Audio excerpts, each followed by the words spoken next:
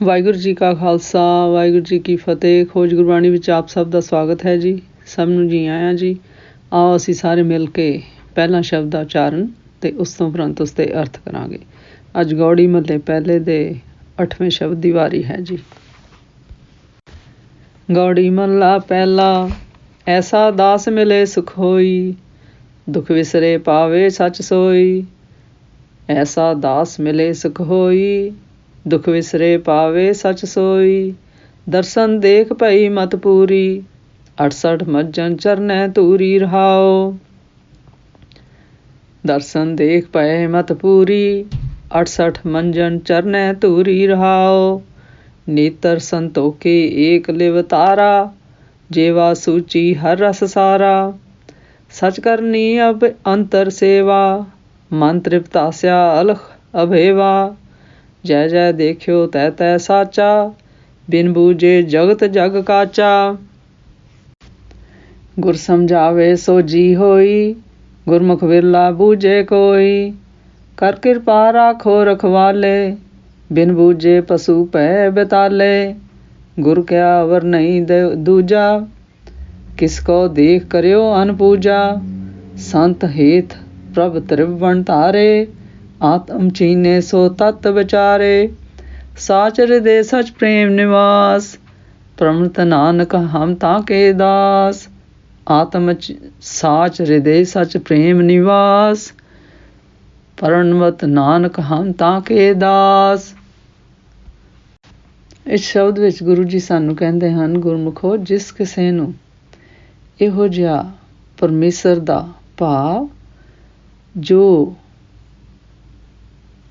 ਗੁਰਸ਼ਬਦ ਗੁਰਬਾਣੀ ਨਾਮ ਦੁਆਰਾ ਭਿੱਜੇ ਹੋਣ, ਉਹ ਪਰਮੇਸ਼ਰ ਦੇ ਦਾਸ ਗੁਰਮੁਖ ਮਿਲ ਜਾਣ ਜੀ, ਜਿਨ੍ਹਾਂ ਵਿੱਚ ਗੁਰਗਿਆਨ ਗੁਰਸ਼ਬਦ ਦੇ ਗੁਣ ਹੋਣ ਜੀ। ਫਿਰ ਗੁਰੂ ਜੀ ਕਹਿੰਦੇ ਹਨ, ਉਹਨਾਂ ਨੂੰ ਆਤਮਿਕ ਸੁੱਖ ਪ੍ਰਾਪਤ ਹੋ ਜਾਂਦਾ ਹੈ ਜੀ, ਅਤੇ ਉਹਨਾਂ ਦੇ ਸਾਰੇ ਦੁੱਖ ਵਿਸਰ ਜਾਂਦੇ ਹਨ ਜੀ, ਭਾਵ ਕੱਟੇ ਜਾਂਦੇ ਹਨ ਜੀ, ਦੂਰ ਹੋ ਜਾਂਦੇ ਹਨ ਜੀ। ਉਹ ਆਪਣੇ ਦੁੱਖਾਂ ਨੂੰ ਫਿਰ ਗੁਰੂ ਦੇ ਪਿਆਰ ਵਿੱਚ ਭੁੱਲ ਜਾਂਦੇ ਹਨ ਜੀ, ਕਿ ਇਹ ਵੀ ਉਸ ਦਾ ਹੀ ਭਾਣਾ ਹੈ ਜੀ। ਫਿਰ ਗੁਰੂ ਜੀ ਕਹਿੰਦੇ ਹਨ, ਅਤੇ ਉਹ ਗੁਰਮੁਖ ਗੁਰਸ਼ਬਦ ਗੁਰਬਾਣੀ ਨਾਮ ਦੁਆਰਾ ਸੱਚੇ ਸੱਚ ਨੂੰ ਪ੍ਰਾਪਤ ਕਰ ਲੈਂਦੇ ਹਨ ਜੀ। ਫਿਰ ਗੁਰੂ ਜੀ ਕਹਿੰਦੇ ਹਨ, ਅਜਿਹੇ ਗੁਰਮੁਖ ਦਾਸਾਂ ਦਾ ਦਰਸ਼ਨ ਭਾਵ ਸਾਧ ਸੰਗਤ ਕਰਕੇ ਮੇਰੀ ਮਤ ਪੂਰੀ, ਮੇਰੀ ਮਤ ਗੁਰਗਿਆਨ ਸ਼ਬਦ ਰਾਹੀਂ ਪੂਰੀ ਹੋ ਗਈ, ਭਾਵ ਮੈਨੂੰ ਗੁਰਸ਼ਬਦ ਦੀ ਸੋਝੀ ਹੋ ਗਈ ਜੀ। ਫਿਰ ਗੁਰੂ ਜੀ ਕਹਿੰਦੇ ਹਨ, ਅਜਿਹੇ ਦਾਸ ਰੂਪ ਗੁਰਮੁਖਾਂ ਦੇ ਗੁਰਸ਼ਬਦ ਗੁਰਬਾਣੀ ਨਾਮ ਰੂਪ ਚਰਨਾਂ ਦੀ ਧੂੜੀ ਪ੍ਰਾਪਤ ਹੋਣੀ ਮਾਨੋ ਮੈਂ 68 ਤੀਰਥਾਂ ਦੇ ਭਾਵ 68 ਤੀਰਥਾਂ ਦੇ ਇਸ਼ਨਾਨ ਕਰ ਲਏ ਹਨ ਜੀ। ਭਾਵ ਜੋ ਗੁਰਮੁਖ ਗੁਰਗਿਆਨ ਗੁਰਸ਼ਬਦ ਨਾਲ ਜੁੜੇ ਹੋਏ ਹਨ ਜੀ, ਫਿਰ ਗੁਰੂ ਜੀ ਕਹਿੰਦੇ ਹਨ, ਉਹਨਾਂ ਦਾ ਸਾਥ ਕਰਕੇ ਗੁਰ ਗਿਆਨ ਦੇ ਕਰਕੇ ਗੁਰਸ਼ਬਦ ਨਾਲ ਪਿਆਰ ਹੋ ਗਿਆ ਹੈ ਜੀ।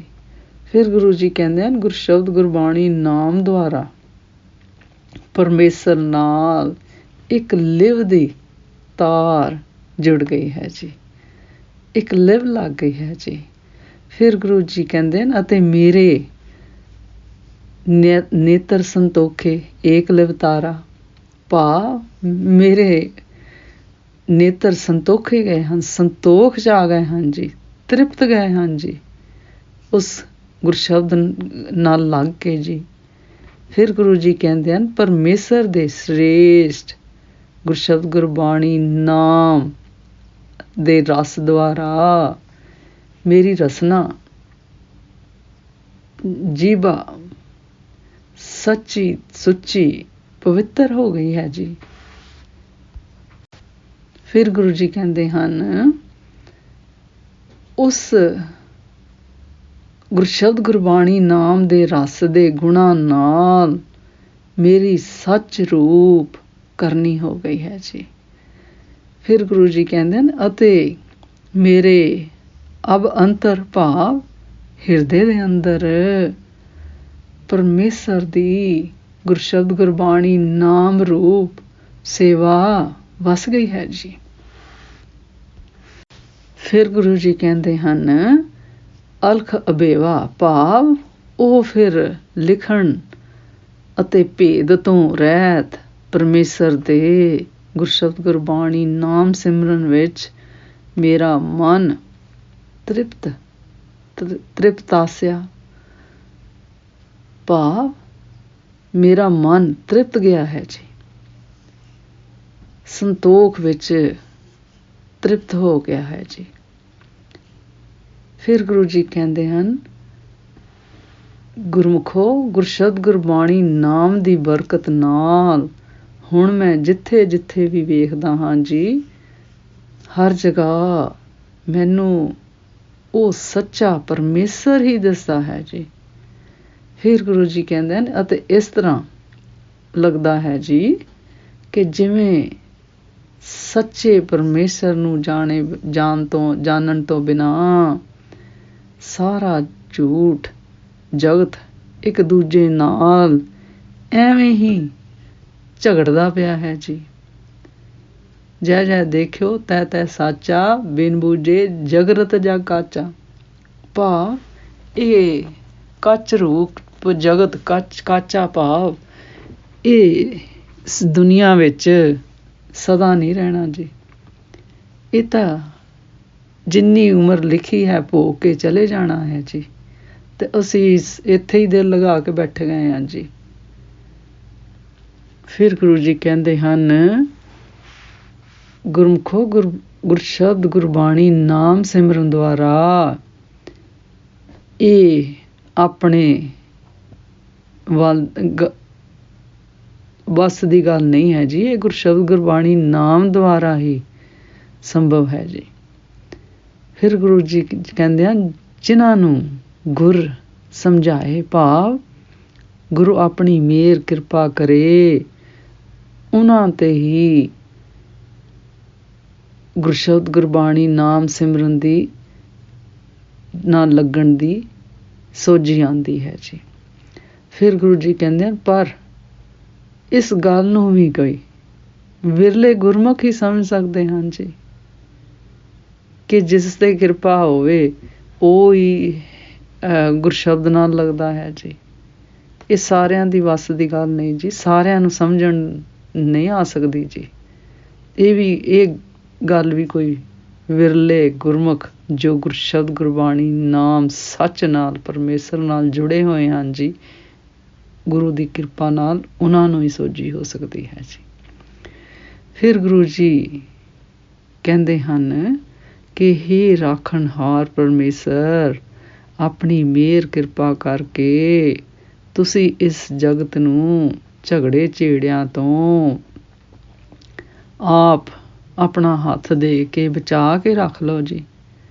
ਫਿਰ ਗੁਰੂ ਜੀ ਕਹਿੰਦੇ ਹਨ, ਕਿਉਂਕਿ ਸੱਚ ਨੂੰ ਬੁੱਝਣ ਤੋਂ ਬਿਨਾਂ ਭਾਵ ਗੁਰਸ਼ਬਦ ਗੁਰਬਾਣੀ ਨਾਮ ਸਿਮਰਨ ਦੇ ਸੱਚ ਨੂੰ ਜਾਣੇ ਬਿਨਾਂ ਇਹ ਜਗਤ ਪਸ਼ੂ ਤੇ ਭੂਤਾਂ ਵਾਲੀ ਬਿਰਤੀ ਵਾਲੇ ਬਣੇ ਹੋਏ ਹਨ ਜੀ। ਭਾਵ ਇਹਨਾਂ ਨੂੰ ਕੋਈ ਹੀ ਹੋਸ਼ ਹੀ ਨਹੀਂ ਹੈ ਜੀ।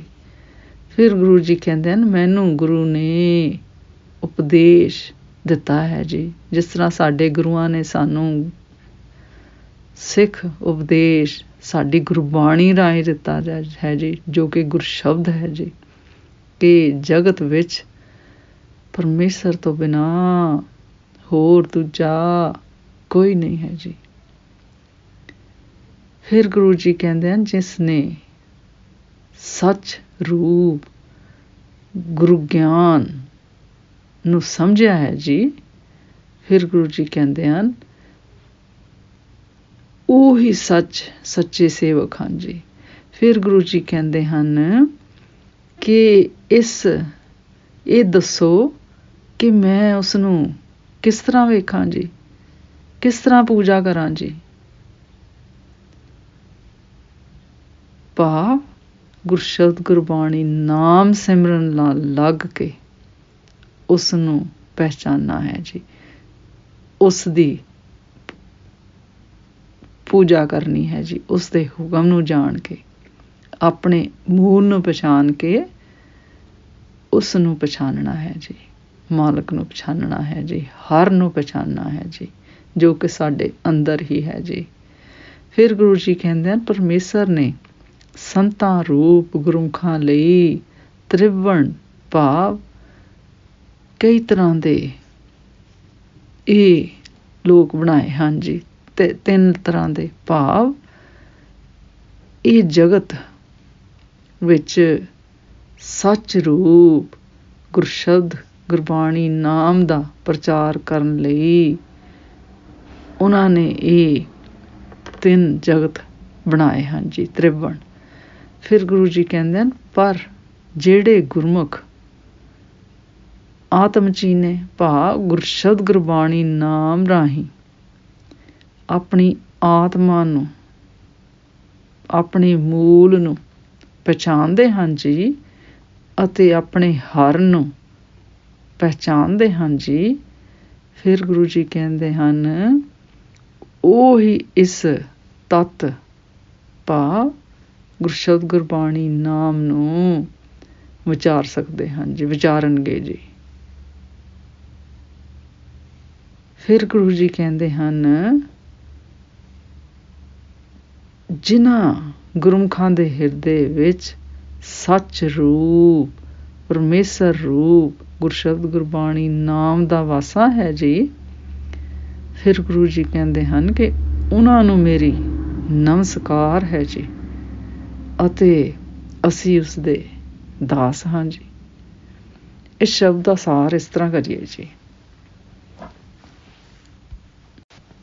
ਗੁਰੂ ਜੀ ਦੱਸਦੇ ਹਨ ਕਿ ਪਰਮੇਸ਼ਰ ਦੇ ਦੁਆਰ ਉੱਤੇ ਗੁਰਸ਼ਬਦ ਗੁਰਬਾਣੀ ਨਾਮ ਦੁਆਰਾ ਪ੍ਰਵਾਨਗੀ ਪ੍ਰਾਪਤ ਕਰ ਚੁੱਕੇ ਗੁਰਮੁਖ ਰੂਪ ਧਰਮ ਸਾਧਕ ਦੀ ਸ਼ਖਸੀਅਤਾਂ ਬਹੁਤ ਉੱਚੀਆਂ ਮਹਾਨ ਹੁੰਦੀਆਂ ਹਨ ਜੀ,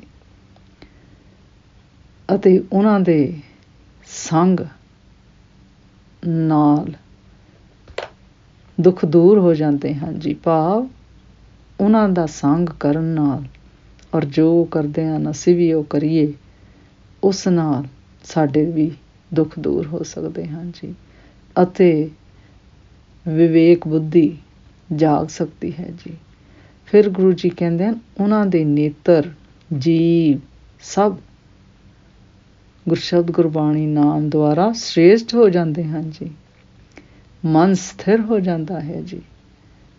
ਫਿਰ ਗੁਰੂ ਜੀ ਕਹਿੰਦੇ ਹਨ ਅਜਿਹੇ ਗੁਰਮੁਖ ਸਾਧਕਾਂ ਲਈ ਹੀ ਪਰਮੇਸ਼ਰ ਨੇ ਸਾਰੀ ਸ੍ਰਿਸ਼ਟੀ ਦੀ ਰਚਨਾ ਕੀਤੀ ਹੈ ਜੀ। ਫਿਰ ਗੁਰੂ ਜੀ ਕਹਿੰਦੇ ਹਨ ਪਰਮੇਸ਼ਰ ਵਿੱਚ ਵਿਸ਼ਵਾਸ ਨਾ ਕਰਕੇ